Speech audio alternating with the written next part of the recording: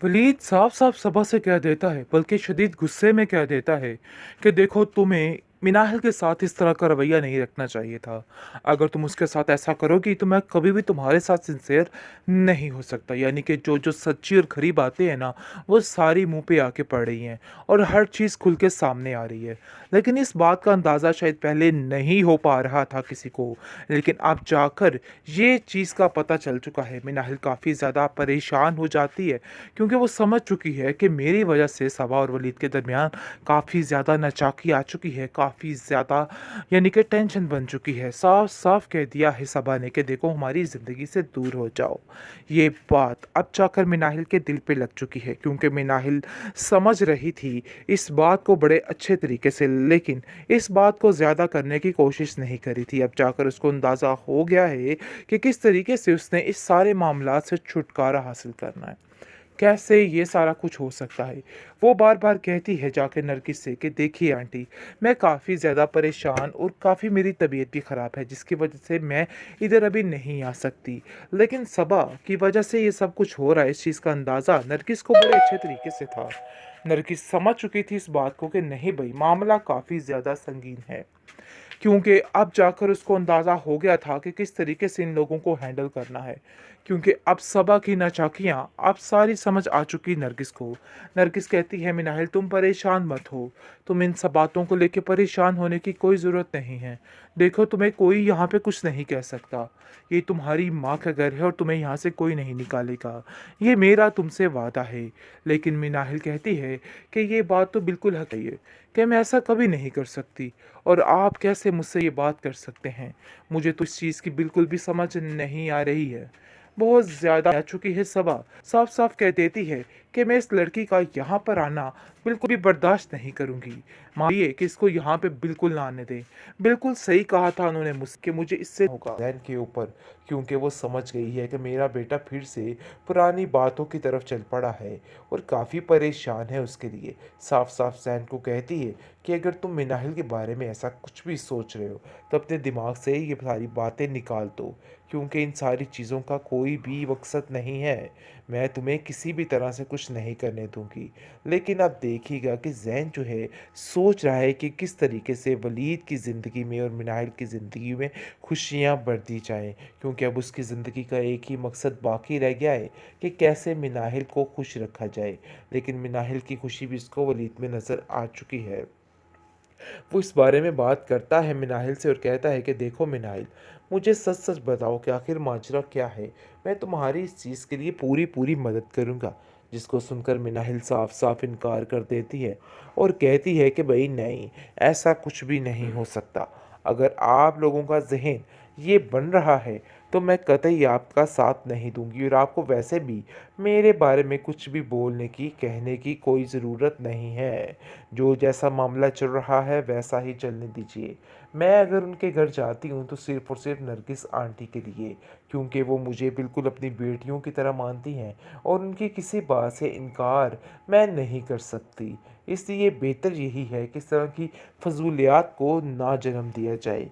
किस तरीके से आप देखेंगे कि वलीद जो है वो परेशान है अपनी माँ के लिए, लेकिन अब सबा ने एक नया कट्टा खोल दिया है, क्योंकि सबा बार-बार इस बात को महसूस कर रही है, बल्कि साफ-साफ कह देती है कि मुझे मिनाहिल का इधर आना बिल्कुल भी पसंद नहीं है।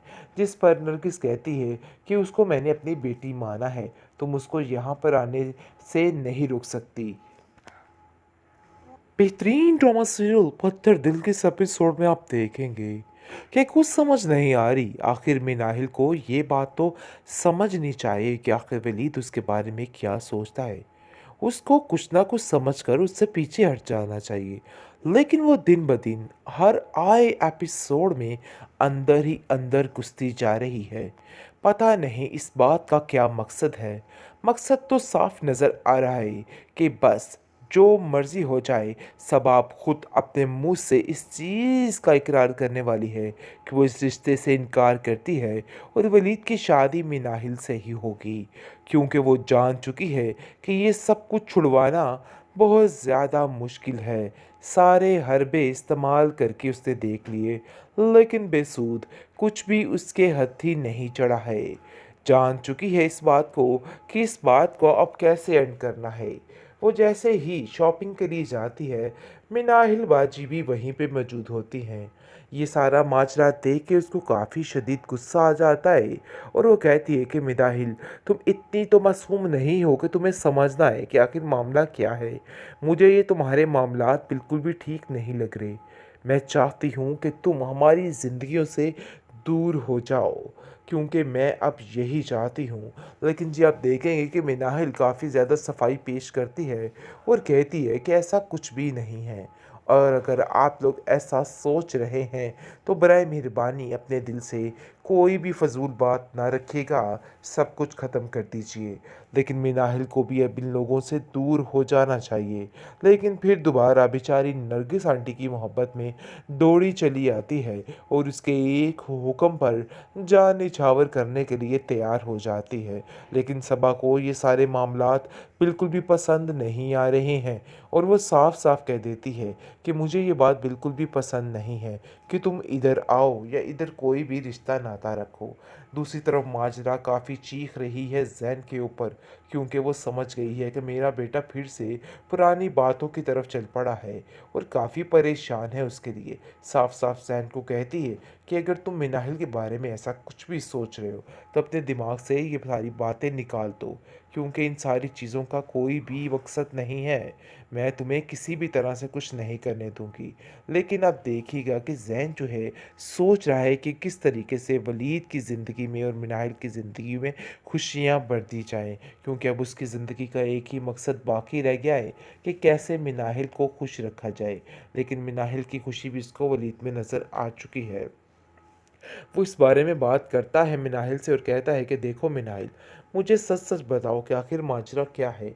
मैं तुम्हारी इस चीज़ के लिए पूरी पूरी मदद करूँगा। जिसको सुनकर मिनाहिल साफ साफ इनकार कर देती है और कहती है कि भाई नहीं, ऐसा कुछ भी नहीं हो सकता।